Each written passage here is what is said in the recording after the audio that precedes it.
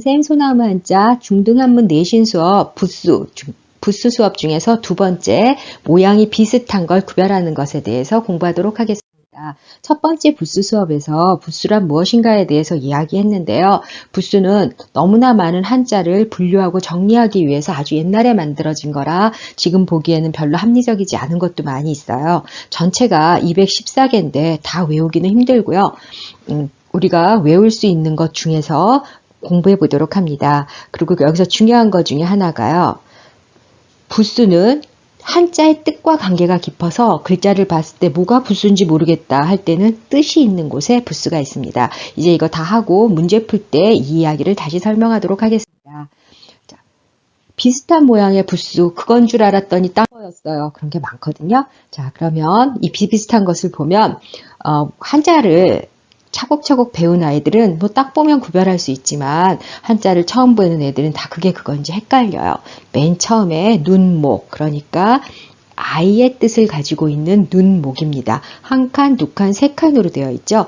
여기서 한번 비교해 보면 이렇게 두 칸으로 되어 있는 건 날, 일, 해, 일이라는 글자고요. 하나가 올라가 있는 건 흰, 백이라는 글자였어요. 그래서 눈목이 들어가 있는 걸 보면 조개패, 볼견입니다. 뭐가 다를까요? 조개패는 양 밑이 똑같고요. 볼견은 눈목 밑에 어진 사람인 발, 한과 오른쪽과 왼쪽이 완전히 달라요. 오늘도 중학교 2학년 아이가 학교에서 수행평가를 보고 왔는데 오픈북이라고 다 맞을 거라고 하더니 틀렸습니다. 한자를 배운 지가 얼마 안 돼서 이거 두 개를 구별하지 못한 거예요. 보고 써도 아이들이 이거를 대충 이렇게 양쪽 다 이렇게 구부리는 아이도 있고요. 뭐 어정쩡하게 구부렸는지 폈는지 구별도 못하게 쓰는 경우도 있어요. 자, 두 개가 다르기 때문에 조개패를 쓸 때는 양쪽을 똑같이, 볼견을 쓸 때는 오른쪽을 구별해야 됩니다. 조개패는 보통 돈의 뜻을 많이 갖고 있고요. 볼견은 보다라는 뜻이죠. 그러면 그 옆에 이렇게 생긴 글자는 머리혈이라는 부수인데, 그러니까 헤드의 뜻을 갖고 있고요. 그림으로 머리가 있고 얼굴이 있고 양쪽 목, 그러니까 이것도 밑에가 둘이 똑같죠. 그 다음에 스스로 자도 부수였어요. 눈목만 부수인 게 아니라 스스로 자도 부수였어요.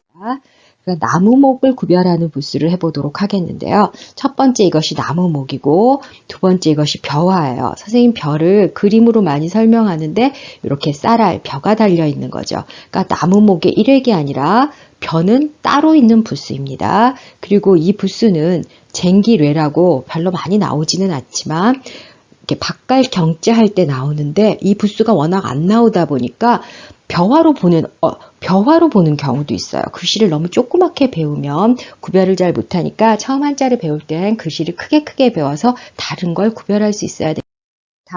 다음은 지포 부수입니다. 지포라고 하기도 하고요. 지게문호라고도 하는데요. 주검시 부수와 구별해야 돼요. 글자가 이렇게 크게 있을 때는 바로 보이지만 이렇게 작게 쓸 때는 위에 하나 있고 없는 게 별로 구별 못하는 경우도 많거든요. 자, 지포 부수는 우리 바소라든가 또 문방사후 할 때 배웠던 방방할 때 들어가서 집의 뜻을 갖고 있습니다. 그 다음 부수, 이 주검시 부수는요, 바디의 뜻, 사람 몸의 뜻을 갖고 있어요. 그래서 집옥에서도 나왔었고, 뭐 편전이라든가 이런 데서 나오죠. 그러니까 지포 부수와 주검시 부수는 같은 부수가 아닙니다. 자, 그 다음 부수는 진면 부수와 구멍혈 부수인데, 이거 아이들이 많이 틀려요. 이 구멍혈을 여기 진면 부수로 보는 경우가 많거든요. 진면은 우리가 집가라든가 집실이라든가 이럴 때 벌써 많이 나왔었기 때문에 집의 뜻을 갖고 있는 부수라는 걸 알고 있는데 구멍혈도 이렇게 나누어서 이렇게 분리해서 봐서 진면 부수로 보는 경우가 많습니다. 이 둘은 같은 부수가 아니에요. 구멍혈의 부수는 구멍이라든가 또는 동굴의 뜻을 갖고 있는 다른 부수입니다. 그래서 어떤 글자가 있었느냐 하면 빌공이 있었고요. 또 창창 이런 데서 나왔죠. 그러니까 분리해서 보면 안 돼요. 진면과 구멍혈은 다른 부수입니다. 다음은 사람인 자축거릴 척인데요. 자축거린다는 말 자체가 뭔지 잘 모르죠? 조금씩 그냥 천천히 걷는다. 제자리에서 걷는 것처럼 천천히 걷는다. 조금씩 걷는다. 이런 뜻이거든요. 그래서 이것은 예전엔 사람인변과 닮아서 두인변이라는 표현을 쓰기도 했지만 전혀 뜻은 같지 않습니다. 이게 사람인이라면 얘는 천천히 걷는다, 조금씩 걷는다 이런 뜻을 갖고 있어서 어디에서 쓰였나 보면요. 우리 기다릴 때 할 때 천천히 걸으며 기다리고 있다. 또 하나는 뒤후자에도 이게 들어가죠. 자축거릴 척이었어요. 자, 그 다음은 힘력과 칼도인데 이거는 구별하기 쉬울 것 같고요. 칼도 변형부수 한번 복습해 봅니다. 이렇게 쓰죠. 흑토. 이것은 선비사인데요. 흑토와 선비사는 뭐가 다르냐? 흑토는 위가 짧고요. 선비사는 위가 길지요. 다음은 손수와 털먼데 손수의 변형부수 이거였던 거 한번 상기해보고 손수는 왼쪽으로 조금 털억모는 오른쪽으로 많이 구부려야 합니다. 자, 다음은 칠복. 그 옆에 것은 하품흠인데요. 이것도 많이 틀리는 것 중에 하나예요. 칠복은 원래 모양은 이거였고요. 치다, 가리치다 이런 뜻을 갖고 있고요. 하품흠은 입을 크게 벌렸다 해서 선생님이 그냥 이렇게로 암기해요. 입을 크게 벌렸다. 그래서 이 하품흠은 어디서 나오느냐? 노래 가라든가 음식을 마시려고 입을 크게 벌렸다. 노래 가 할 때 나오는 거고요.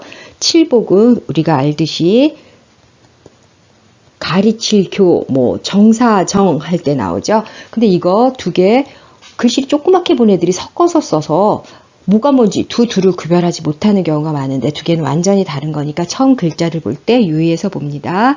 다음 글자는 길게 걸을 인자와 지난 시간에 강조했던 고우의 뜻을 가진 쉬엄쉬엄 갈착인데 이거 두 개는 같지 않아요. 길게 걸다는 것은 롱이라든가 슬로우의 뜻을 갖고 있고요. 이건 고우의 뜻이에요. 길게 걸을인이 들어간 글자 중에서 하나 보면 연장전 할 때 느릴 연 할 때 들어가고요. 쉬엄쉬엄 갈착이 들어가 있는 글자는 많이 알죠. 서로 다르다는 것. 그리고 이건 3획으로 씁니다. 1, 2, 3. 1, 2, 3. 쉬엄쉬엄 갈착은 1, 2, 3, 4. 4획이었어요. 자, 그럼 문제 한번 풀어보겠습니다. 이 문제는 제가 선생님이 이것 때문에 문제를 냈는데요. 요건 진면이고 이건 구멍혈이에요. 그러니까 이 부수는 같지 않아요. 근데 요거를 진면이라고 생각하는 경우가 많은데 진면, 구멍혈 같지 않습니다. 편한 예를 들어보자면 한자는 214개나 돼요. 한글은 기역, 니은, 디귿, 리을 몇 개 없기 때문에 조금 잘못 써도 그게 이거로 헷갈리진 않지만 한자의 부수는 너무 많아서 한 요쯤 되는 것도 있고 한 요쯤 오는 것도 있다고 생각하면 돼요. 그래서 아주 정확하게 써야 됩니다. 그럼 머리수도 부수기 때문에 조개패랑 같지 않고요. 답은 이거였어요. 입구가 같은 부수입니다. 다음 문제를 풀어볼까요? 여기서 보면 길게 끓인과 쉬엄쉬엄 갈착은 같지 않죠? 이게 벌써 답이네요.